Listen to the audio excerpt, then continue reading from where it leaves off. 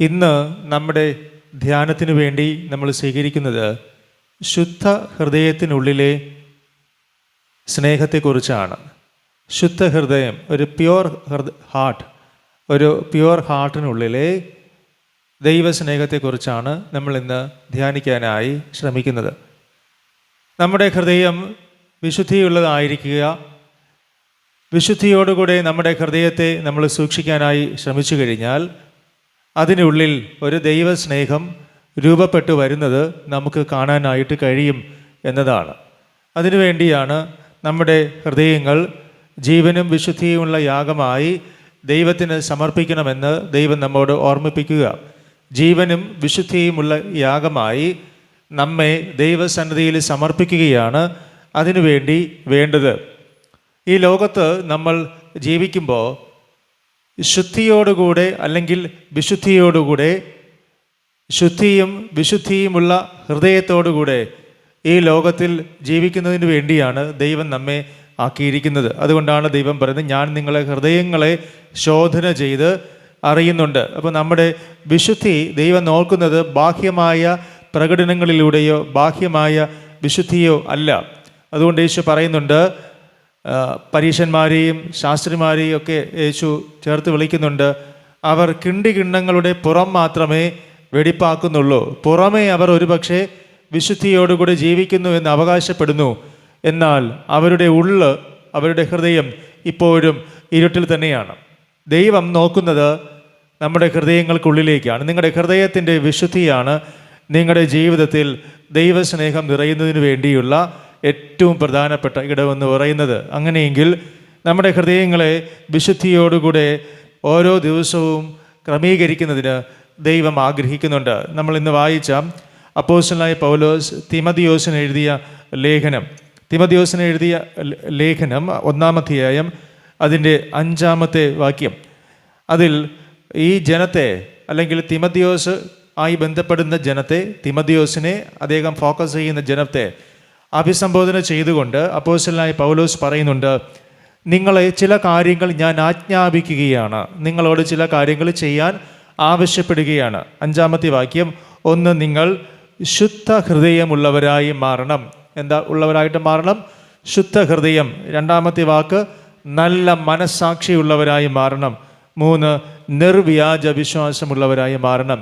ഈ 3 കാര്യങ്ങളോടുകൂടെ നിങ്ങൾ രൂപപ്പെട്ട് വന്ന് ഇവയാൽ ഉളവാകുന്ന സ്നേഹത്തിൽ നിങ്ങൾ വളരണം എന്നതാണ്.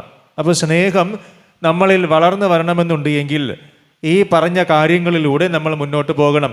എങ്ങനെയുള്ള സ്നേഹം? നല്ല സ്നേഹം എന്നിവയാൽ ഉളവാകുന്ന മായമില്ലാത്ത സ്നേഹം നിങ്ങളിൽ വളർന്നു വരണമെന്നുണ്ട് എങ്കിൽ ഈ 3 കാര്യങ്ങൾ ശ്രദ്ധിക്കണം. 1, ശുദ്ധ ഹൃദയം നമുക്കുണ്ടാകണം. 2, നല്ല മനസാക്ഷി ഉണ്ടാകണം. നിർവ്യാജ വിശ്വാസം. ഈ 3 കാര്യങ്ങൾ ഉണ്ടെങ്കിൽ അതിനുള്ളിൽ നിന്ന് ദൈവം ആഗ്രഹിക്കുന്ന സ്നേഹം വളർന്നു വരും.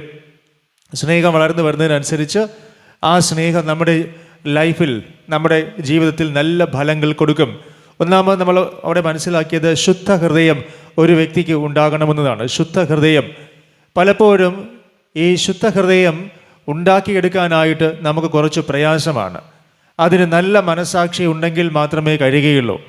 മൂന്നാമത്, ഈ ശുദ്ധ ഹൃദയം ഉണ്ടാക്കിയെടുക്കണമെന്നുണ്ട് എങ്കിൽ നമുക്ക് നല്ല വിശ്വാസവും ഉണ്ടാകണം. ഈ 3 കാര്യങ്ങളും കൂടി ചേരുമ്പോഴാണ് ഏതിലേക്ക് നമ്മൾ എത്തുന്നത്? യഥാർത്ഥ ദൈവസ്നേഹത്തിലേക്ക് നമ്മൾ എത്തുന്നത്. ഈ 3 കാര്യങ്ങളും ജീവിതത്തിൽ അനുഷ്ഠിച്ച ഒരു വ്യക്തിയെക്കുറിച്ചാണ് 51-ാമത്തെ സങ്കീർത്തനത്തിൽ നമ്മൾ വായിക്കാനായി ഇടയായത്. 51-ാമത്തെ സങ്കീർത്തനം ദാവീദിൻ്റെ ഒരു സങ്കീർത്തനമാണ്. ദാവീദ് ബത്ശേബയുമായുള്ള ബന്ധത്തിൽ തെറ്റ് ചെയ്യുകയും ഈ തെറ്റിനെ ചൂണ്ടിക്കാണിക്കാനായി നാഥാൻ പ്രവാചകൻ അവിടെ എത്തുകയും ചെയ്യുന്നു. നാഥാൻ പ്രവാചകനിലൂടെ ചെയ്ത തെറ്റ് ബോധ്യമായ ദാവീദ് അതിനുശേഷം എഴുതുന്ന സങ്കീർത്തനമാണ് 51-ാമത്തെ സങ്കീർത്തനം. ദാവീദ് ഞാൻ സൂചിപ്പിച്ച 3 കാര്യങ്ങളിലൂടെ കടന്നു പോകുന്നുണ്ട്. 1, ദാവീദ് തൻ്റെ ഹൃദയത്തെ ശുദ്ധീകരിക്കാനായി ശ്രമിക്കുന്നു, ശുദ്ധ ഹൃദയം ഉണ്ടാക്കിയെടുക്കാനായിട്ട് ശ്രമിക്കുന്നു. 2, അദ്ദേഹം പറയുന്നുണ്ട്, ഞാൻ മനസാക്ഷിയോട് തെറ്റ് ചെയ്തു പോയി, അതുകൊണ്ട് എൻ്റെ മനസാക്ഷി നല്ലതാക്കാനായി ഞാൻ ശ്രമിക്കുന്നു. 3, നല്ല വിശ്വാസം, അടിയുറച്ച വിശ്വാസം, തെറ്റിപ്പോകാത്ത വിശ്വാസം ദൈവത്തിൽ ഉണ്ടാക്കിയെടുക്കാനായി അദ്ദേഹം ശ്രമിക്കുകയാണ്. ഈ 3 കാര്യങ്ങൾ ദാവീദ് ഈ പുസ്തകത്തിനുള്ളിൽ, ഈ ഒരു അധ്യായത്തിനുള്ളിൽ മനോഹരമായി എങ്ങനെയാണ് അനുവർത്തിച്ചത്, അതിലൂടെ ദൈവം അദ്ദേഹത്തെ എങ്ങനെ സ്നേഹിച്ചു എന്ന് ദൈവം അദ്ദേഹത്തിൻ്റെ ലൈഫിലൂടെ നമ്മോട് പറയാനായി ആഗ്രഹിക്കുകയാണ്.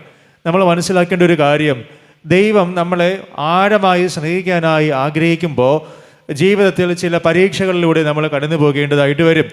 അവിടെ ഈ പരീക്ഷകളിലൂടെ, പ്രശ്നങ്ങളിലൂടെ നമ്മൾ കടന്നു പോയതിന് ശേഷം ദൈവം നമുക്കൊരു അവസരം തരും മടങ്ങി വരാനായിട്ട്. ദൈവത്തിൻ്റെ സന്നിധിയിലേക്ക് മടങ്ങി വരാനായി ഒരു ചാൻസ് ദൈവം നമുക്ക് നൽകും.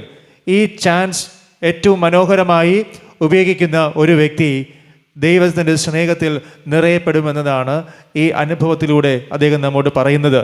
ദാവീദ് ചെയ്ത തെറ്റ് നമുക്കറിയാം. ദാവീദിന് ദൈവം നല്ലൊരു കുടുംബജീവിതം നൽകിയിട്ടുണ്ടായിരുന്നു. ദാവീദിന് ദൈവം നൽകിയ ഭാര്യ ഉണ്ടായിരിക്കെ, ആ കുടുംബത്തെ ദൈവം അനുഗ്രഹിച്ചിരിക്കെ, ഒരു അന്യ സ്ത്രീയുമായുള്ള ബന്ധത്തിന് ദാവീദ് ഇറങ്ങി പുറപ്പെട്ടു. അപ്പോൾ ഇത് ദാവീദിനോട് ദൈവം പറയാനായി ആഗ്രഹിച്ച വലിയൊരു വാണിംഗ് ആണ്. ദാവീദ് ചെയ്ത തെറ്റ് മനസ്സിലാക്കിയതിന് ശേഷം ആ വലിയൊരു വാണിംഗ് ദാവീദിന് നാഥാൻ പ്രവാചകൻ വന്ന് നൽകുകയാണ്. ദാവീദിനോട് ഈ കാര്യങ്ങളെ പറയാനായി ആഗ്രഹിച്ചുകൊണ്ട് നാഥാൻ പ്രവാചകൻ ഇൻഡയറക്റ്റായി കാര്യങ്ങൾ മനസ്സിലാക്കി കൊടുക്കാനായിട്ട് ശ്രമിച്ചു. അദ്ദേഹം ഒരു ആട്ടിൻകുട്ടിയുടെ കാര്യമൊക്കെ പറയുന്നു. സ്വന്തം വീട്ടിൽ ആട്ടിൻകുട്ടി ഉണ്ടായിരിക്കെ മറ്റൊരു വീട്ടിൽ പോയി ആട്ടിൻകുട്ടിയെ എടുക്കേണ്ടി വന്ന സാഹചര്യവും എല്ലാം പറഞ്ഞ് കാര്യങ്ങൾ വ്യക്തമാക്കുമ്പോൾ അദ്ദേഹം പറയുന്നു, ആ മനുഷ്യൻ, ആ തെറ്റ് ചെയ്തവൻ ആരാണ്, മരണശിക്ഷയ്ക്ക് യോഗ്യനാണ് എന്ന് പറഞ്ഞ് കഴിയുമ്പോൾ ദൈവത്തിൻ്റെ വചനം തിരിച്ച് ദാവീദിനോട് സംസാരിക്കുകയാണ്. ദാവീദിനോട് പറഞ്ഞു, ആ മനുഷ്യൻ നീ ആണ് എന്ന് അവനോട് പറയുകയാണ്. ആ മനുഷ്യൻ നീ ആണ് എന്ന്. അപ്പോൾ പരസ്ത്രീ ബന്ധത്തിലേക്ക് ഇറങ്ങിപ്പോയ ദാവീദിന് ദൈവം ശക്തമായി നൽകിയ ഒരു വാണിങ്ങും താക്കീതുമാണ്, നീ ഇങ്ങനെ പോയി കഴിഞ്ഞാൽ നിൻ്റെ ലൈഫ് കംപ്ലീറ്റ് ആയിട്ട് തീരും, ഇവിടെ വെച്ച് നിൻ്റെ ജീവിതം തീരും, നിനക്കിനി ഒരു മടങ്ങി വരവില്ല എന്ന് ദാവീദിനോട് ദൈവം പറയാനായി ആഗ്രഹിക്കുകയാണ്. കാരണം ഇന്നലെ വരെ ദാവീദിനെ ദൈവം ആഴമായി സ്നേഹിച്ചിരുന്നു. ദാവീദിനോട് ദൈവത്തിന് പ്രിയമുണ്ടായിരുന്നു. ദാവീദ് ദൈവത്തിനും പ്രിയപ്പെട്ടവനായിരുന്നു. പക്ഷേ എന്നാണോ ദൈവം അനുവദിക്കാത്ത ഒരു സ്ത്രീയുമായി ബന്ധത്തിന് ദാവീദ് ഇറങ്ങി പുറപ്പെടുന്നത്, അന്ന് ദാവീദ് ദൈവത്തിൻ്റെ ഹൃദയത്തിൽ നിന്ന് പുറത്താവുകയാണ്. മറന്നു പോകരുത്, ദൈവം നിങ്ങൾക്കൊരു കുടുംബജീവിതം നൽകിയിട്ടുണ്ട് എങ്കിൽ നിങ്ങളുടെ ഭാര്യ ഒഴികെ നിങ്ങൾക്ക് ഈ ലോകത്ത് മറ്റൊരു സ്ത്രീയുമായിട്ടും ഒരു പരസ്ത്രീ ബന്ധം ഉണ്ടാക്കാനായി ദൈവം അനുവാദം നൽകിയിട്ടില്ല. അങ്ങനെ ഒരു ബന്ധത്തിന് ആരിറങ്ങി പുറപ്പെട്ടാലും ദൈവം ശക്തമായി ആ കാര്യത്തെ അനുകൂലിക്കുന്നില്ല എന്നത് ഈ വചനത്തിലൂടെ നമ്മളോട് പറയുന്നുണ്ട്. എത്ര സ്നേഹിക്കുന്ന ആളായാലും ആ ബന്ധം ദൈവം ഒരു കാരണവശാലും അംഗീകരിക്കില്ല. കാരണം ദാവീദ് ദൈവത്തിന് പ്രിയപ്പെട്ടവനാണ്. പക്ഷേ ദാവീദ് തെറ്റ് ചെയ്താലും ദൈവത്തിൻ്റെ സന്നിധിയിൽ തെറ്റ് തന്നെയാണ്. ഈ കാര്യം തിരിച്ചും ബാധകമാണ്. നിങ്ങൾക്കൊരു പുരുഷനുണ്ടായിരിക്കെ ആ പുരുഷനോടുള്ള ബന്ധം നിലനിൽക്കെ മറ്റൊരു പുരുഷനുമായി ഏത് രീതിയിലും അന്യായമായ ഒരു ബന്ധത്തിലേക്ക് പോകുന്നതിനെയും ബൈബിൾ ശക്തമായി എതിർക്കുന്നുണ്ട്. അത് ദൈവവചനം ഒരിക്കലും അക്സെപ്റ്റ് ചെയ്യുന്നില്ല, അംഗീകരിക്കുന്നില്ല. അതിൻ്റെ അർത്ഥം നിങ്ങളുടെ ഹൃദയത്തിനുള്ളിൽ നിന്നാണ് ഈ പാപം പുറപ്പെട്ടു വരുന്നത് എന്ന് ദൈവത്തിനറിയാം. കാരണം ഈ ദുശ്ചിന്ത എവിടെ നിന്നാണ് വരുന്നത്? ഹൃദയത്തിൻ്റെ ഉള്ളിൽ നിന്നാണ് വരുന്നത്. അപ്പോൾ ഇതിനെ കറക്റ്റ് ചെയ്യണമെന്നുണ്ട് എങ്കിൽ ഒരു വ്യക്തി പുറമേ കറക്റ്റ് ആയതുകൊണ്ട് ശരിയാക്കിയെടുക്കാനായിട്ട് പറ്റില്ല. പുറമേ ഒരുപക്ഷെ ആ വ്യക്തി പറയും, ഞാൻ ആ തെറ്റിന് ചെയ്യില്ല, ഈ തെറ്റിലേക്ക് ഞാനിനി പോകില്ല എന്നൊരു വ്യക്തി പുറമേ പറഞ്ഞാലും ആ വ്യക്തിയുടെ ഉള്ളിൽ നിന്ന് ആ കറക്ഷൻ സംഭവിക്കാതെ ആ തിന്മ വിട്ട് ആ വ്യക്തിക്ക് മാറാനായി ഒരിക്കലും കഴിയുകയില്ല. അതുകൊണ്ട് ദാവീദിനോട് നാഥാൻ പ്രവാചകൻ ഈ ഒരു കാര്യം വളരെ കൃത്യതയോടുകൂടെ പറയുന്നുണ്ട്. പരസ്ത്രീ ബന്ധത്തിലേക്ക് പോയ നീ ചെയ്ത കാര്യം തെറ്റാണ്. ഇതിന് നീ ദൈവത്തോടിൻ്റെ സന്നിധിയിൽ ശുദ്ധ മനസാക്ഷിയോടുകൂടെ നിന്റെ തെറ്റ് ഏറ്റുപറഞ്ഞ് മടങ്ങി വന്നു കഴിഞ്ഞാൽ ദൈവം നിന്നെ സ്വീകരിക്കും. ഇത്രയും പറഞ്ഞിട്ട് നാഥാൻ പ്രവാചകൻ അവിടെ നിൽക്കുന്നില്ല. അദ്ദേഹം പറയാനുള്ളത് പറയുന്നു. രാജാവിൻ്റെ മുഖത്ത് നോക്കിയാണ് പറയേണ്ടത്. മുഖത്ത് നോക്കി കൃത്യമായി പറഞ്ഞിട്ട് ദാവീദ് എന്ത് ചെയ്തെന്ന് പോലും നോക്കാതെ നാഥാൻ പ്രവാചകൻ അവിടെ നിന്ന് പോവുകയാണ്. ഇവിടെ ഒരു കാര്യം നമ്മൾ ഓർക്കേണ്ടത്, ജീവിതത്തിൽ ഹൃദയത്തിനുള്ളിൽ നിന്ന് ദൈവം പറഞ്ഞിട്ടുള്ള ജീവിത വിശുദ്ധിയിൽ നിന്ന് ഏതൊരു മനുഷ്യൻ അകന്നു പോകുമ്പോഴും ദൈവം ആ വ്യക്തിയോട് പലരിലൂടെയും സംസാരിക്കും. ഇത് മതി, ഇത് നിർത്തി കർത്താവിങ്കിലേക്ക് വാ എന്ന് പലരിലൂടെയും നേരിട്ട് ദൈവം സംസാരിക്കും. അത് നാഥാൻ പ്രവാചകൻ പറയുന്നത് പോലെ ഒരു സ്ട്രിക്റ്റ് വാർണിംഗ് ആയിട്ട് ആര് മനസ്സിലാക്കി തിരിച്ചു വന്നാലും ആ വ്യക്തിക്ക് ദാവീദിൻ്റെ ജീവിതത്തിൽ കിട്ടിയതുപോലത്തെ ബ്ലെസ്സിങ് ദൈവം സമൃദ്ധിയായി നൽകും എന്ന് നമ്മൾ തിരിച്ചറിയേണ്ടിയിരിക്കുന്നു. നമുക്ക് 51-ാമത്തെ സങ്കീർത്തനത്തിലേക്ക് വരാം. ദാവീദിൻ്റെ ഹൃദയത്തെ ചെയ്തു പോയ തെറ്റിനെ ദൈവം ഓർമ്മിപ്പിക്കുന്നു. ശുദ്ധ മനസാക്ഷിയിലേക്ക് അദ്ദേഹം നടന്നു കയറുന്നു. അതുമാത്രമല്ല, അദ്ദേഹം ദൈവവുമായുള്ള വിശ്വാസ ബന്ധത്തിൽ ഉറച്ചു വരുന്ന ഒരു വഴിയാണ് ഇതിനകത്ത് നമ്മൾ പറയുന്നത്. 1-ാമത്തെ വാക്യത്തിൽ അദ്ദേഹം പറയുന്നുണ്ട്, ദൈവമേ, നീ എന്നോട് ഒത്തിരി ദയ കാണിച്ചു, നിന്റെ ദയയ്ക്ക് തക്കവണ്ണം എന്നോട് കൃപയുണ്ടാകണമേ, നീ എന്നോട് കരുണ കാണിക്കണമേ, എൻ്റെ ലംഘനങ്ങളെ മായിച്ച് കളയണമേ, എൻ്റെ ലംഘനങ്ങളെ മായിച്ച് കളയണമേ എന്ന് പറഞ്ഞാൽ അദ്ദേഹം തുറന്ന് സമ്മതിക്കുകയാണ്, ഐ എം എ സിന്നർ. ഞാൻ എന്ത് ചെയ്തിട്ടുണ്ട്? ഞാൻ തെറ്റ് ചെയ്തിട്ടുണ്ട്. ഞാൻ എൻ്റെ തെറ്റുകളെ മറയ്ക്കുന്നില്ല. നമ്മൾ വായിക്കുന്ന ഒരു വചനമുണ്ടല്ലോ, തൻ്റെ ലംഘനങ്ങളെ മറയ്ക്കുന്നവന് ശുഭം വരികയില്ല, എന്നാൽ അവയെ ഏറ്റുപറഞ്ഞ് ഉപേക്ഷിക്കുന്നവനോ ദൈവത്തിൻ്റെ കരുണയും പ്രസാദവും എല്ലാം ലഭിക്കും. ഈ ലോകത്ത് നമ്മളങ്ങനെ ജീവിച്ചു പോകുമ്പോൾ നമ്മളറിയാതെ പല തെറ്റുകളിലേക്ക് നമ്മൾ ഓരോരുത്തർ എത്തപ്പെടാനുള്ള സാഹചര്യങ്ങളുണ്ട്. എന്നാൽ ഈ തെറ്റുകൾ നമ്മുടെ ജീവിതത്തിൻ്റെ മുന്നിലേക്കുള്ള വളർച്ചയെ സാരമായി ബാധിക്കുമെന്നും അത് നിങ്ങളുടെ ജീവിതത്തെ പരിപൂർണമായി നന്മയിലേക്ക് എത്തിക്കില്ല എന്നുമുള്ള ബോധ്യം ദൈവം നമ്മുടെ ഹൃദയങ്ങൾക്കുള്ളിൽ നൽകുമ്പോൾ നമുക്ക് പറയാനായിട്ട് കഴിയണം, ദൈവമേ, എൻ്റെ ലംഘനങ്ങൾ നിൻ്റെ മുന്നിൽ ഒന്നും മറയ്ക്കാനായി ഞാൻ ആഗ്രഹിക്കുന്നില്ല. അങ്ങനെ മറച്ചു കഴിഞ്ഞാൽ എനിക്കൊരു ശുഭം വരികയില്ല എന്ന് ഞാൻ അറിയുന്നുണ്ട്. നീ എൻ്റെ ഹൃദയത്തെ കൃത്യമായി മനസ്സിലാക്കിയിട്ടുണ്ട്. അതുകൊണ്ട് തന്നെ എൻ്റെ ലംഘനങ്ങളെ കഴുകി എൻ്റെ മനസ്സാക്ഷിയെ നീ ഉണർത്തിയതുപോലെ എന്നെ ഒരു ശുദ്ധ ഹൃദയമുള്ള വ്യക്തിയാക്കി രൂപാന്തരപ്പെടുത്തി എടുക്കണമേ എന്ന് ഏതൊരു വ്യക്തി ദൈവത്തോട് പ്രാർത്ഥിച്ചാലും യാചിച്ചാലും ദൈവം ആ പ്രാർത്ഥന കേൾക്കുകയും ആ വ്യക്തിയെ ദാവീദിൻ്റെ ജീവിതത്തെ സമൃദ്ധമായി അനുഗ്രഹിച്ചതുപോലെ വീണ്ടും മാനിച്ച് അനുഗ്രഹിച്ച് ദൈവകൃപയിൽ സംരക്ഷിക്കുകയും ചെയ്യും. അതിലേക്ക് എത്താനായിട്ട് നമ്മൾ ഓരോരുത്തരും അധ്വാനിക്കണം, പരിശ്രമിക്കണം. ദൈവത്തോടുള്ള ഹൃദയബന്ധം വിശ്വസ്തയോടുകൂടെ നിലനിർത്തുകയും വേണം. ദാവീദ് പറഞ്ഞു, എൻ്റെ ലംഘനങ്ങളെ മായിച്ചു കളയണമേ. എന്തിനാണ് ഈ ലംഘനങ്ങളെ മായിച്ചു കളയണമേ എന്ന് പറഞ്ഞാൽ, നമ്മുടെ ലംഘനങ്ങൾ നമുക്ക് സ്വയം മായിച്ചു കളയാനായിട്ട് കഴിയില്ല. മറ്റ് ആരെങ്കിലും അതിനെ മായിച്ചു കളയണം.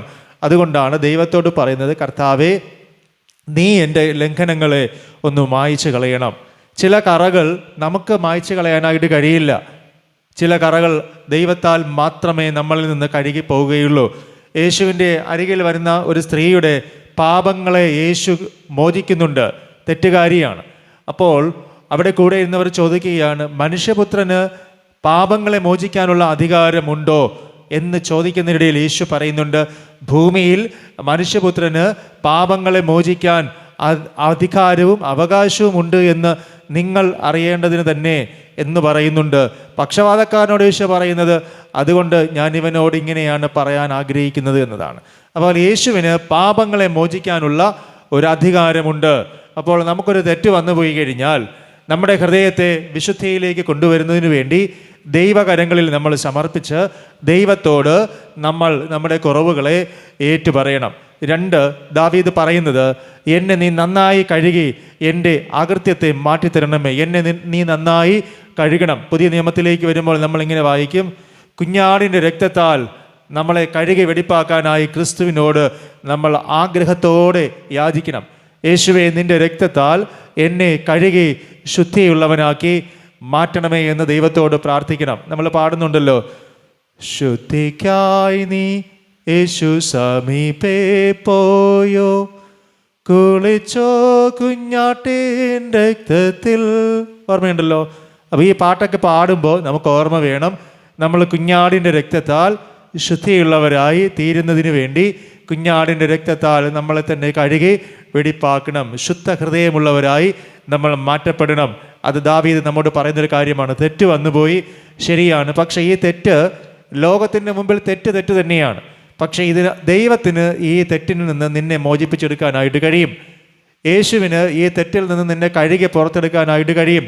ഈ തെറ്റ് ലോകത്തിന് മുമ്പിൽ തെറ്റായിരിക്കുമ്പോഴും യേശുവിന് ആ തെറ്റിൽ നിന്ന്, ആ കറയിൽ നിന്ന് നമ്മെ ശുദ്ധിയുള്ളവരാക്കി മാറ്റാനായിട്ട് സാധിക്കും, യേശുവിൻ്റെ രക്തത്തിലൂടെ മാത്രം. അതുകൊണ്ട് യേശുവിൻ്റെ രക്തത്താൽ കഴുകപ്പെടാനായി നമ്മൾ ആഗ്രഹിക്കണം. മൂന്നാമത്തെ വാക്യത്തിൽ അദ്ദേഹം പറയുന്നു, എൻ്റെ ലംഘനങ്ങളെ ഞാൻ അറിയുന്നു. ഞാൻ നേരത്തെ പറഞ്ഞതിൽ രണ്ടാമത്തെ പോയിന്റിലേക്ക് വരികയാണ്. അതിന് പറയുന്ന പേരാണ് നല്ല മനസ്സാക്ഷി. അദ്ദേഹം പറയുന്നുണ്ട്, എൻ്റെ തെറ്റ് എനിക്കറിയാം. അദ്ദേഹം പറയുന്നുണ്ട്, എൻ്റെ ലംഘനങ്ങളെ ഞാൻ അറിയുന്നു. പക്ഷേ മനുഷ്യന് പറ്റുന്ന ഒരു അപജയം എന്ന് പറയുന്നത് സ്വന്തം തെറ്റ് നമുക്ക് മനസ്സിലാക്കാനായിട്ട് കഴിയാത്ത ഒരു മാനസികാവസ്ഥയിൽ നമ്മൾ എത്തിപ്പോവും. അതിനുശേഷം നമ്മൾ അതിനെ ന്യായീകരിക്കും. ഇങ്ങനെ ചെയ്താൽ എന്താണ് പ്രശ്നം എന്ന് നമ്മൾ ചോദിക്കും. ഞാൻ ഇങ്ങനെ ചെയ്യുന്നതിൽ എന്താണ് തെറ്റ്? ലോകപ്രകാരം അതിലൊരു തെറ്റില്ലല്ലോ. ഈ രീതിയിൽ ഞാൻ ജീവിക്കുന്നതിൽ മറ്റുള്ളവർക്ക് എന്താണ് പ്രശ്നം? നാട്ടുകാർക്ക് എന്താണ് പ്രശ്നം? ഞാനിങ്ങനെ ജീവിക്കുന്നതിൽ എനിക്ക് പ്രശ്നമൊന്നുമില്ലല്ലോ എന്ന് സ്വയം ആ മനുഷ്യൻ ന്യായീകരിക്കാനായിട്ട് ശ്രമിക്കും. എന്നാൽ ദാവീദ് നിങ്ങൾ നോക്കണം, അദ്ദേഹം ചെയ്ത തെറ്റ് നാട് മുഴുവനും അറിയുന്നുണ്ട്. രാജാവാണ് തെറ്റ് ചെയ്തത്. രാജാവ് തെറ്റ് ചെയ്യുമ്പോൾ രാജ്യത്തിൽ മുഴുവനും എന്താക്കപ്പെടുന്നുണ്ട്? അപമാനിക്കപ്പെടുന്നുണ്ട്. രാജാവ് ജനത്തിൻ്റെ ഇടയിൽ മോശക്കാരനായി തീരുന്നുണ്ട്. രാജാവിൻ്റെ മാന്യത നഷ്ടപ്പെടുന്നുണ്ട്. രാജാവ് തെറ്റുകാരനാണ് എന്ന് ദേശം മുഴുവനും അറിയുന്നുണ്ട്. അങ്ങനെ അറിയുമ്പോഴും അദ്ദേഹം ആ തെറ്റ് മൂടി വയ്ക്കാനായി ആഗ്രഹിക്കാതെ അദ്ദേഹം പറയുന്നു, ഞാൻ ചെയ്തത് തെറ്റ് തന്നെയാണ് എന്ന് എനിക്ക് ബോധ്യമുണ്ട്. ഏതൊരു മനുഷ്യനും ഇതുപോലെ നല്ല മനസ്സാക്ഷിയോടുകൂടെ സ്വന്തം തെറ്റിനെ ഉണരാനായിട്ട് ശ്രമിക്കുന്നു, ആ വ്യക്തിയുടെ ജീവിതത്തിൽ ദൈവത്തിൻ്റെ സ്നേഹം കൊണ്ട് നിറയ്ക്കും. മറഞ്ഞു പോകരുത്. ശുദ്ധ ഹൃദയവും നല്ല മനസ്സാക്ഷിയും എന്ന് പറഞ്ഞാൽ ഇതാണ്. ശുദ്ധ ഹൃദയം, തെറ്റ് വന്നുപോയി, പക്ഷേ ഹൃദയത്തെ ശുദ്ധീകരിക്കാനായി ആഗ്രഹിക്കുന്നു. തെറ്റ് മനസ്സിലാക്കിയിട്ട് പറയുകയാണ്, ഞാൻ എൻ്റെ തെറ്റുകളെ തിരിച്ചറിയുന്നു. അതാണ് നല്ല മനസ്സാക്ഷി. തൻ്റെ മനസ്സിൽ ആ തെറ്റ് ഒരു കറയാണ് എങ്കിലും ആ തെറ്റിനെ അക്സെപ്റ്റ് ചെയ്യാനായിട്ട് അദ്ദേഹം തീരുമാനിച്ചു. മൂന്നാമത്തെ വാക്യം, എൻ്റെ ലംഘനങ്ങളെ ഞാൻ അറിയുന്നു. അത് കഴിഞ്ഞതിന് ശേഷം അദ്ദേഹം പറയുന്ന കാര്യം, എൻ്റെ പാപം എപ്പോഴും എൻ്റെ മുമ്പിൽ ഇരിക്കുന്നു. ഞാനിത് പറയുമ്പോഴും ഈ പാപം എൻ്റെ മുമ്പിൽ തന്നെയുണ്ട്. നമ്മൾ മറന്നു പോകരുത്, നമ്മൾ ചെയ്യുന്ന ഓരോ പാപങ്ങളും നമ്മളെ വിട്ട് മാറില്ല. ആര് മാറ്റിത്തരാതെ? ദൈവം നമ്മളിൽ നിന്ന് എടുത്ത് മാറ്റിത്തരാതെ ഈ പാപം നമ്മളിൽ നിന്ന് മാറിപ്പോകില്ല. അത് ദാവീദിനറിയാം. അതുകൊണ്ട് ദാവീദ് പറയുകയാണ്, ഞാൻ തെറ്റ് ചെയ്തു പോയി, അതുകൊണ്ട് എൻ്റെ മുമ്പിൽ ഈ പാപം ഇപ്പോഴും ഉണ്ട്. അത് നമ്മളെപ്പോഴും ഓർത്തുകൊള്ളണം. നമ്മൾ ദൈവത്തിൻ്റെ സന്നിധിയിൽ വന്ന് ദൈവത്തോട് യാചിച്ച് ശുദ്ധ മനസാക്ഷിയോടുകൂടെ വിശുദ്ധ ഹൃദയത്തോടുകൂടെ ദൈവത്തിൻ്റെ സന്നിധിയിൽ ഈ പാപത്തിൽ നിന്ന് എന്നെ ഒന്ന് വീണ്ടെടുത്ത് നൽകണമേ എന്ന് ദൈവത്തോട് പ്രാർത്ഥിക്കുമ്പോഴാണ് ദൈവം അതിൽ നിന്നൊരു വിടുതൽ നമുക്ക് നൽകുന്നത്. അടുത്ത കാര്യം, ദാവീദ് ഒരു സ്ത്രീയുമായുള്ള ബന്ധത്തിലാണ് തെറ്റ് ചെയ്തത്. ഇതിൻ്റെ ഒരു പ്രശ്നമെന്ന് പറയുന്നത്, വിവാഹം ആരാണ് ഉണ്ടാക്കിയത്? ദൈവമാണ് വിവാഹം ഉണ്ടാക്കിയത്. അങ്ങനെയെങ്കിൽ ഞാൻ മുൻപ് പറഞ്ഞിട്ടുണ്ട്, ഒരു ഫാമിലി ക്രിയേറ്റ് ചെയ്യുമ്പോൾ, ഒരു ഫാമിലി ഉണ്ടാക്കുമ്പോൾ ഈ ഫാമിലിയുടെ മധ്യസ്ഥൻ ആരാണ്? ദൈവമാണ്. ദൈവമാണ് നിങ്ങൾക്ക് കുടുംബം ഉണ്ടാക്കി തരുന്നത്. അപ്പോൾ ഒരു വ്യക്തി ഒരു പരപുരുഷ ബന്ധത്തിലേക്കോ പരസ്ത്രീ ബന്ധത്തിലേക്കോ പോകുമ്പോൾ സ്വന്തം ഭാര്യയോടോ ഭർത്താവിനോടോ തെറ്റ് ചെയ്യുന്നതിനേക്കാൾ അപ്പുറം ഈ തെറ്റ് ആരോടാണ് ചെയ്യുന്നത്? ദൈവത്തോടാണ്. അതാണ് ഇതിലേറ്റവും വലിയ പ്രശ്നം. ആ പ്രശ്നം ചെറിയ പ്രശ്നമല്ല എന്ന് നമ്മൾ തിരിച്ചറിയണം. അത് വലിയ പ്രശ്നമാണ്. കാരണം മാതാപിതാക്കളോട് തെറ്റ് ചെയ്യുന്നത് പോലെയല്ല, ജീവിത പങ്കാളിയോട് നിങ്ങളൊരു വഴക്കുണ്ടാക്കുന്നത് പോലെയല്ല, ഒരു പരപുരുഷ ബന്ധത്തിലേക്കോ ഒരു പരസ്ത്രീ ബന്ധത്തിലേക്കോ പോകുമ്പോൾ ഉണ്ടാകുന്ന പാപം. ഈ പാപം നമ്മൾ നേരിട്ട് ദൈവത്തോടാണ് ചെയ്യുന്നത്. നിങ്ങളത് 4-ാമത്തെ വാക്യം വായിച്ച്, നിന്നോട് തന്നെ ഞാൻ പാപം ചെയ്തു. ദാവീദ് പറയുകയാണ്, ഞാൻ ഈ പാപം ചെയ്തത് ആരോടാണ്? ഞാൻ ഈ പാപം ചെയ്തത് ദൈവത്തോടാണ്. ഈ ഒരു തിരിച്ചറിവ് ഉണ്ടാക്കണം. ഇസ്രായേൽ മക്കൾ ദൈവത്തെ ആരാധിക്കുന്നതിന് വേണ്ടി ദൈവം വിളിച്ചുകൊണ്ട് പോയതാണ്.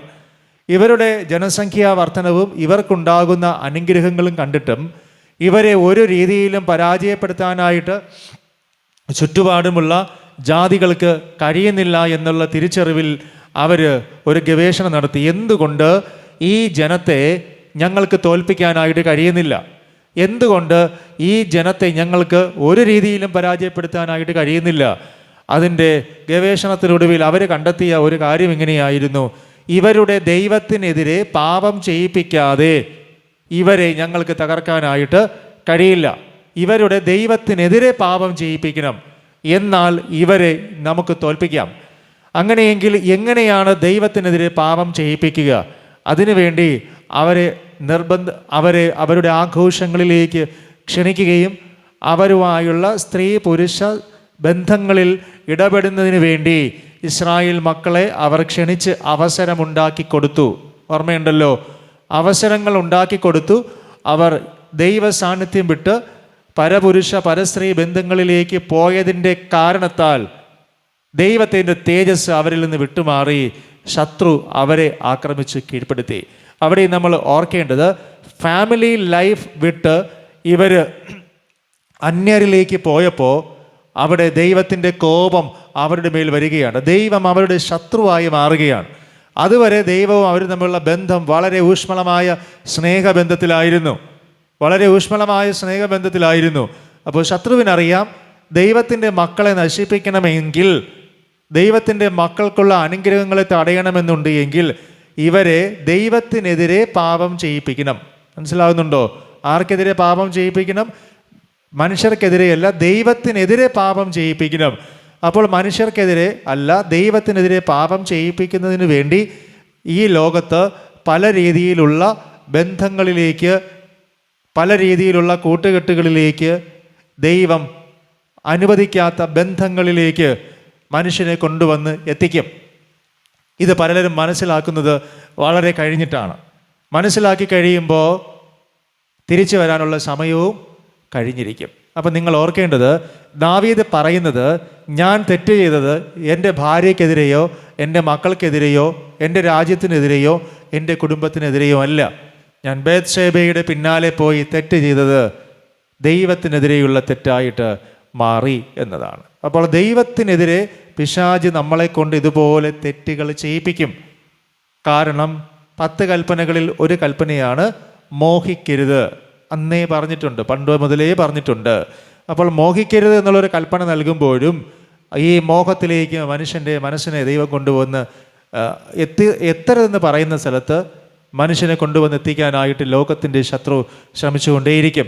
അതുകൊണ്ടാണ് പറയുന്നത്, കുടുംബമായി ദൈവസന്നിധിയിൽ വരണം, കുടുംബമായി ദൈവത്തെ ആരാധിക്കണം, കുടുംബമായി മക്കളോടൊപ്പം ദൈവസന്നിധിയിൽ വന്ന് ദൈവത്തെ മഹത്വപ്പെടുത്തണമെന്ന് പറയുന്നത് അതുകൊണ്ടാണ്. കാരണം ദൈവത്തിൻ്റെ മക്കൾക്ക് കുടുംബ ജീവിതം നൽകിയത് വിശുദ്ധിയോടുകൂടെ ഈ ലോകത്തിൽ സന്താനപുഷ്ടിയുള്ളവരായി ദൈവത്തെ മഹത്വപ്പെടുത്താൻ വേണ്ടിയാണ്. മറന്നു പോകരുത്, സന്താനപുഷ്ടിയുള്ളവരായി ദൈവത്തെ മഹത്വപ്പെടുത്താൻ വേണ്ടിയാണ്.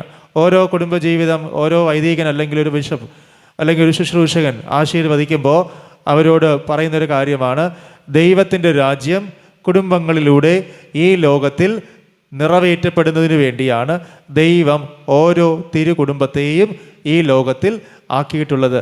എന്തിനു വേണ്ടിയാണ്? ദൈവരാജ്യം നിങ്ങളുടെ കുടുംബത്തിലൂടെ തലമുറകളിലൂടെ ഈ ലോകത്തിൽ നിറവേറ്റപ്പെടുന്നതിന് വേണ്ടി. അപ്പോൾ ഇത് ദൈവം നൽകിയ അടിസ്ഥാനപരമായ ഒരു പ്രമാണമാണ്. ഈ പ്രമാണം ഏതെല്ലാം ഫാമിലി പൂർണ്ണമായിട്ടും അംഗീകരിച്ച് ദൈവത്തോട് ചേർന്ന് പോകുന്നുണ്ടോ ആ കുടുംബങ്ങളെ ശത്രുവിന് തൊടാനായിട്ട് കഴിയില്ല. അതുകൊണ്ട് ദാവീദിന് അതറിയാം, ദാവീദിന് മനസ്സിലായി, ദാവീദിൻ്റെ ഫാമിലി അറ്റാക്ഡ് ആയിപ്പോയി.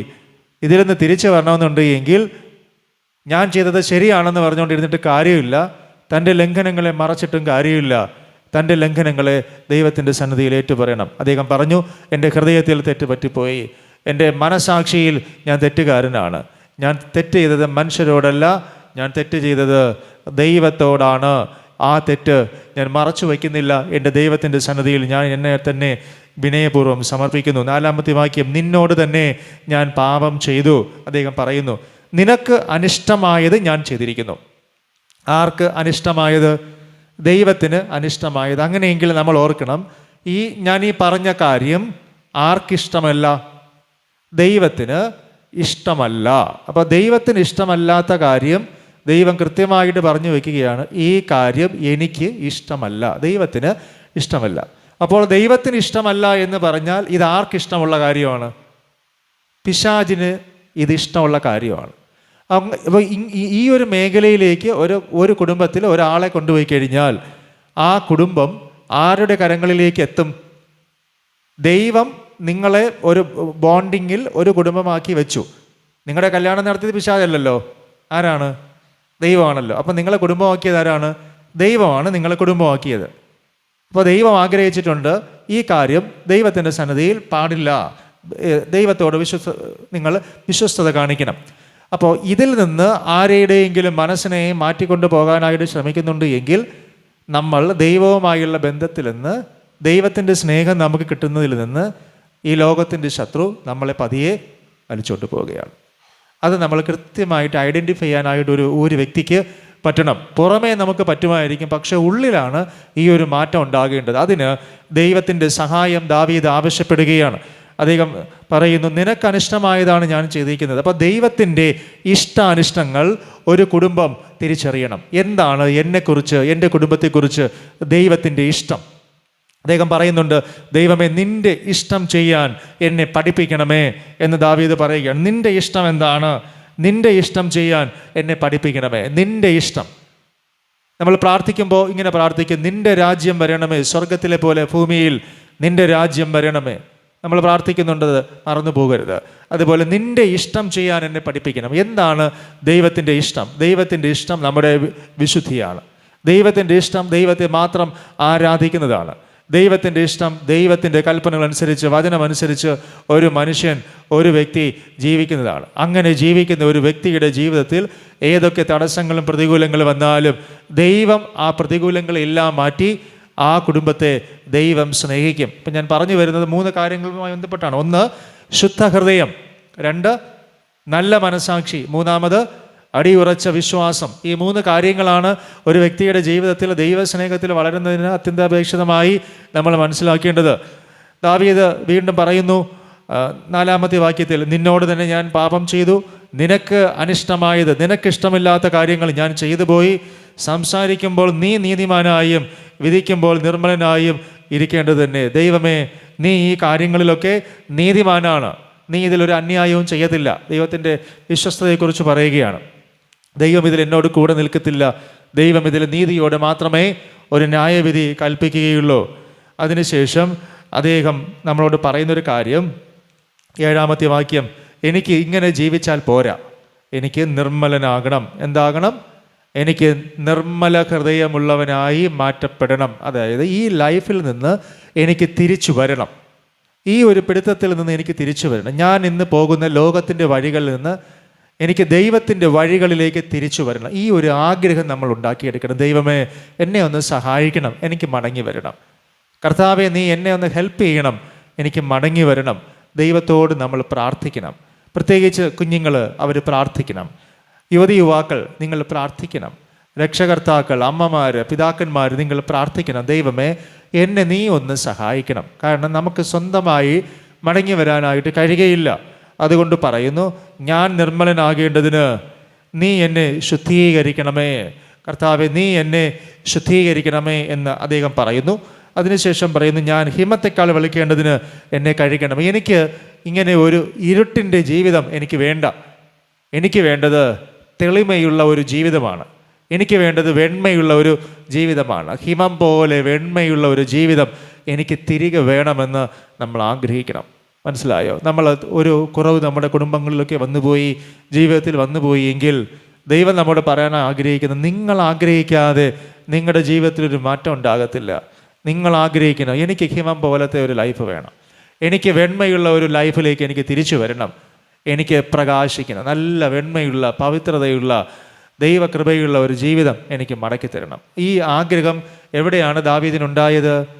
അവൻ്റെ മനസാക്ഷിയിൽ അവൻ്റെ തെറ്റ് സമ്മതിച്ച് അവൻ്റെ ഹൃദയം അശുദ്ധമായി പോയി എന്ന് മനസ്സിലാക്കിയിട്ട് അവൻ ആഗ്രഹിക്കുകയാണ്, എനിക്ക് നല്ലൊരു ശുദ്ധ ഹൃദയം വേണം, എന്നെ നല്ല രീതിയിൽ കഴുകി നീ എന്നെ വെടിപ്പാക്കണം. എന്നിട്ട് അദ്ദേഹം പറയുന്നത്, എനിക്കിപ്പോൾ സന്തോഷമില്ല, ഞാൻ തെറ്റ് ചെയ്തു പോയി, എനിക്കിപ്പോൾ സന്തോഷമില്ല. 8-ാമത്തെ വാക്യം, എനിക്ക് സന്തോഷവും ആനന്ദവും എനിക്ക് മടക്കി തരണം. എൻ്റെ ലൈഫിലേക്ക് സന്തോഷവും ആനന്ദവും മടക്കി തരണം. എൻ്റെ ഫാമിലിയിൽ സന്തോഷവും ആനന്ദവും നീ മടക്കി തരണം. എൻ്റെ വ്യക്തി ജീവിതത്തിൽ ഇന്ന് സന്തോഷമില്ല. എനിക്കെപ്പോഴും എൻ്റെ ഹൃദയത്തിൽ ഞാൻ തെറ്റുകാരനാണ്, തെറ്റുകാരിയാണെന്നുള്ള ഒരു ചിന്ത വരുന്നുണ്ട്. അതുകൊണ്ട് എൻ്റെ ജീവിതത്തെ നീ ഒന്ന് ക്രമീകരിച്ച് എനിക്ക് സന്തോഷമാണെന്തോ എനിക്കൊന്ന് മടക്കി തരണം. എൻ്റെ ചെവിയിൽ ഒത്തിരി കാലമായി ഞാനൊന്ന് സന്തോഷവാക്ക് കേട്ടിട്ട്, എൻ്റെ ചെവിയിൽ സന്തോഷത്തിൻ്റെ ഒരു ഗീതം ഞാൻ കേട്ടിട്ടില്ല. ഞാൻ വളരെ സങ്കടത്തിലാണ്. കർത്താവിനോട് പ്രാർത്ഥിക്കണം, എന്നെ ഒന്ന് സന്തോഷത്തിലേക്ക്, ആനന്ദത്തിലേക്ക് മടക്കി കൊണ്ടുവരണമേ എന്ന്.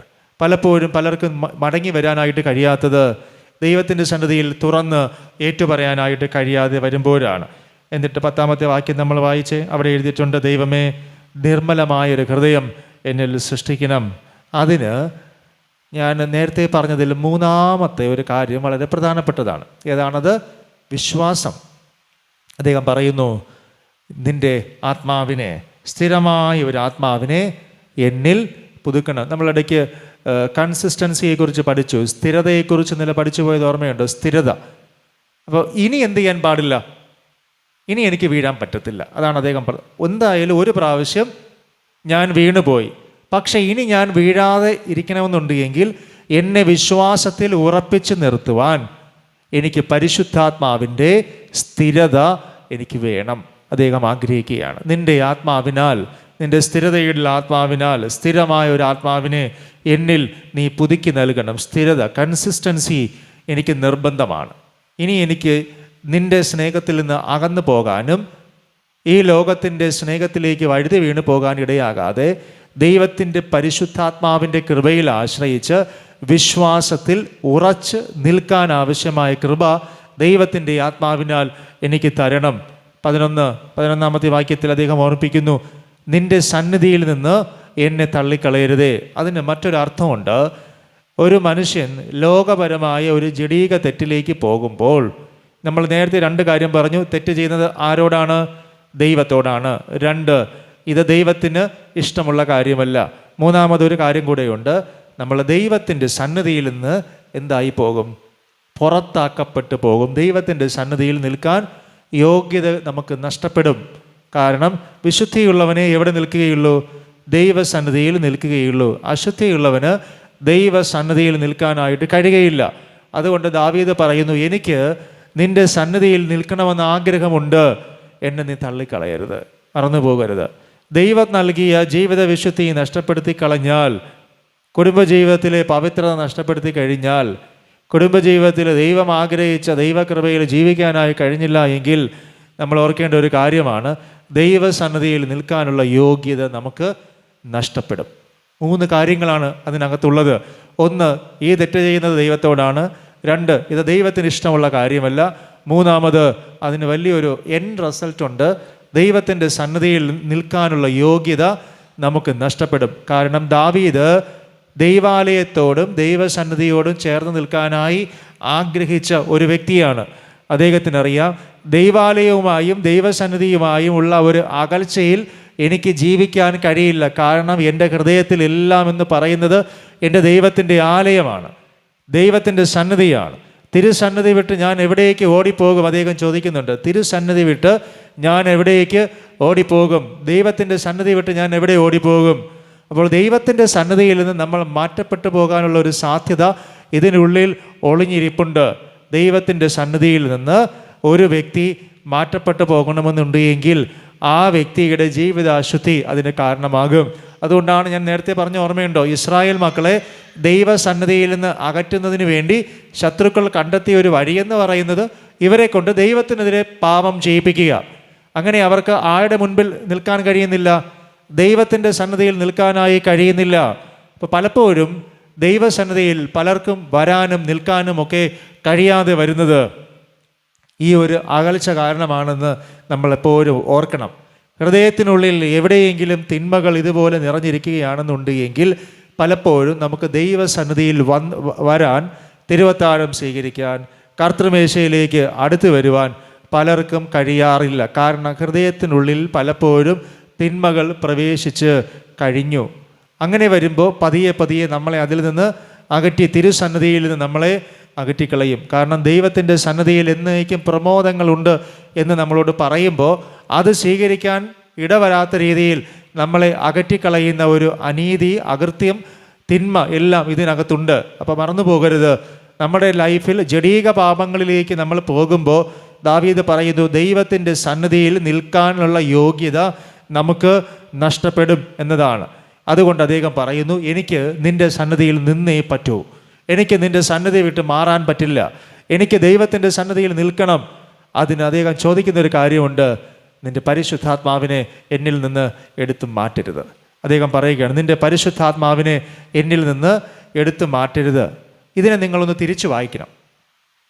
പരിശുദ്ധാത്മാവിനെ എടുത്ത് മാറ്റുമോ എന്നതാണ്. എടുത്തു മാറ്റുമോ? മാറ്റും. കാരണം ദാവീദിനറിയാം, വിശുദ്ധിയോടെ ജീവിച്ചില്ല എങ്കിൽ ഇതെന്ത് ചെയ്യാം? നഷ്ടപ്പെട്ടു പോകും. ഇപ്പോൾ അവൻ എന്തുണ്ട്? പരിശുദ്ധാത്മാവ് ഉണ്ട്. ഈ പരിശുദ്ധാത്മാവ് ഉള്ളിലുള്ളത് കൊണ്ടാണ് നമ്മൾ പറയുന്നുണ്ട്, സത്യത്തിൻ്റെ ആത്മാവ് വരുമ്പോഴോ അവൻ നിങ്ങളെ സകല സത്യത്തിലും വഴി നടത്തും. അവൻ നിങ്ങൾക്ക് പാപത്തെക്കുറിച്ച് ഓർമ്മ വരുത്തും. നിങ്ങൾ ചെയ്ത കാര്യങ്ങൾ തെറ്റാണെങ്കിൽ നിങ്ങൾക്കത് പറഞ്ഞു തരും, ആലോചന പറഞ്ഞു തരും. അപ്പോൾ ദാവീദിന് ഇപ്പോൾ ഉള്ളിലിരുന്ന് പറഞ്ഞു കൊടുക്കുന്നത് ആരാണ്? പരിശുദ്ധാത്മാവാണ്. അതുകൊണ്ട് ദാവീദ് പറയുന്നു, എനിക്ക് പരിശുദ്ധാത്മാവാണ് ഈ കാര്യങ്ങളെല്ലാം ഉണർത്തിച്ച് നൽകിയത്. അതുകൊണ്ട് എനിക്ക് നല്ലൊരു വിശുദ്ധ ജീവിതം നയിക്കാനും ദൈവത്തിൻ്റെ തിരുസന്നിധിയിൽ എനിക്ക് കൃത്യമായിട്ട് നിന്ന് എന്നെ ഏൽപ്പിച്ച് ശുശ്രൂഷ ചെയ്യാനും എനിക്ക് ആഗ്രഹമുണ്ട്. എനിക്ക് ദൈവത്തിൻ്റെ സന്നിധി വിട്ട് മറ്റൊരിടത്തേക്കും എനിക്ക് പോകാനായിട്ട് താല്പര്യമില്ല.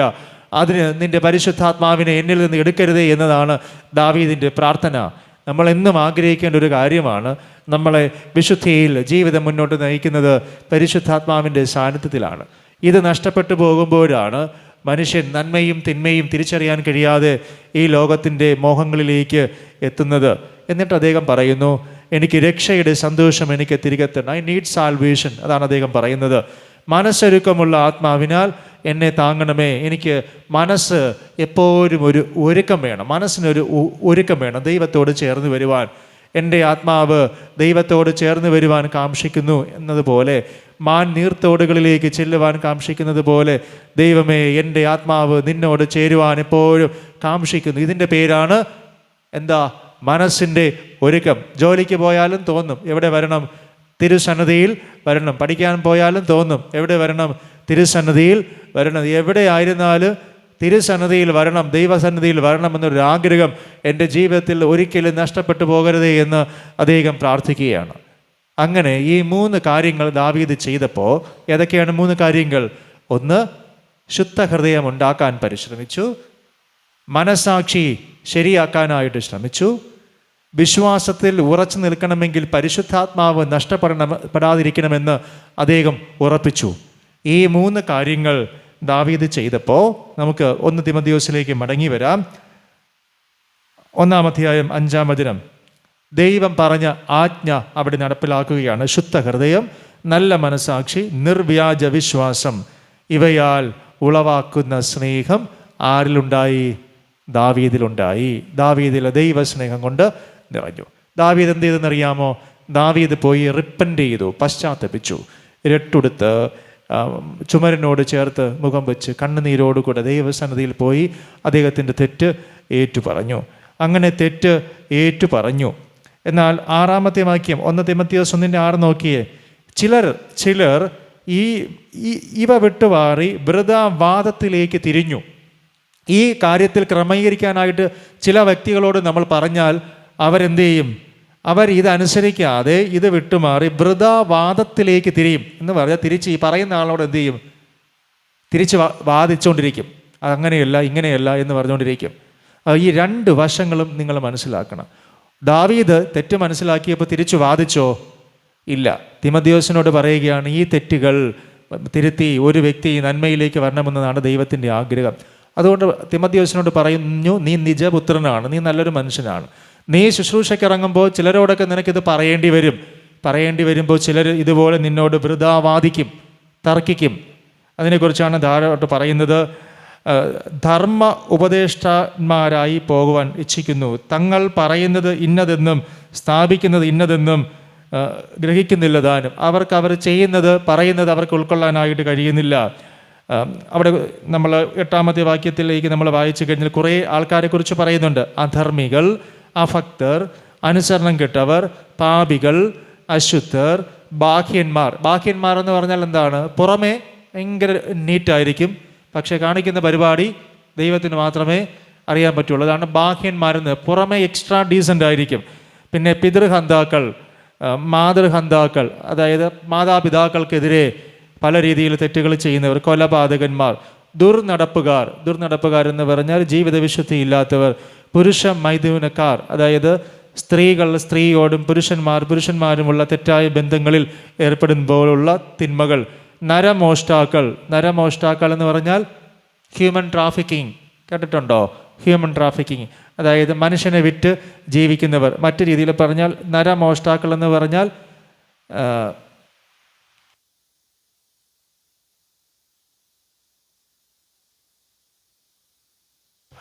മനസ്സിലായോ? അതാണ് അതിൻ്റെ ഒരു അർത്ഥം എന്ന് പറയുന്നത്.